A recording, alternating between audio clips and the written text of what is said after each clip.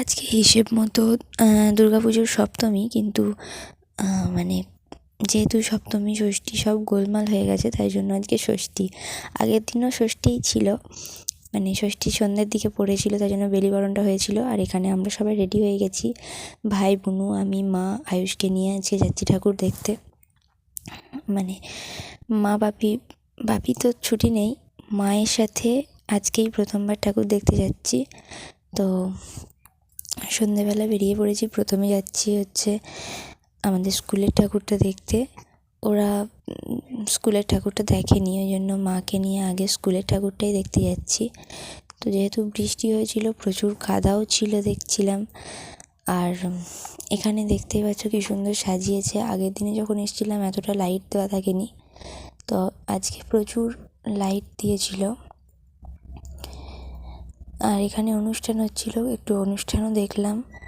তারপরে ঠাকুর দেখতে গেলাম। আর বাচ্চাদের অনুষ্ঠান দেখতে কিন্তু খুব ভালোই লাগে, যেমনই হোক। আর এখানে ছিল আদিবাসী নৃত্য।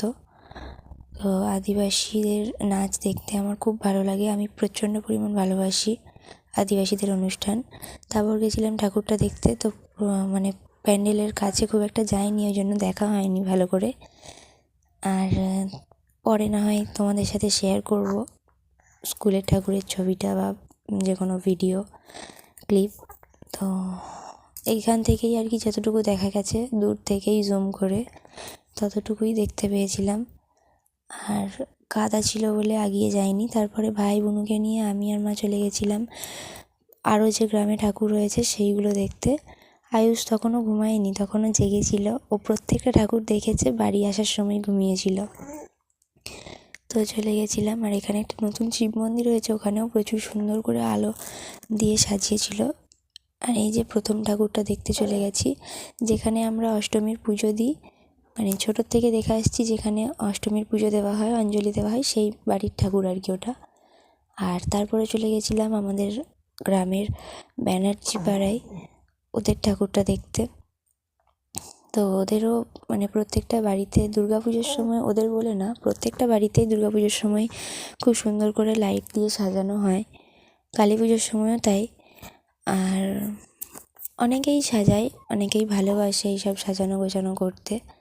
তো তারপরে আয়ুষকে নিয়ে যাচ্ছিলাম ওদের ঠাকুরটা দেখতে। এখানে অনেকের সাথে দেখা হলো।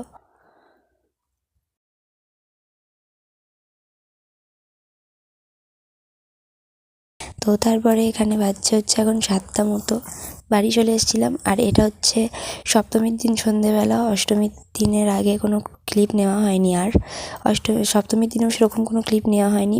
আমরা সবাই ঠাকুর দেখতে গেছিলাম, মানে অনুষ্ঠান দেখতে গেছিলাম আর কি। যাই হোক, ভালো লাগলে একটা কমেন্ট করো।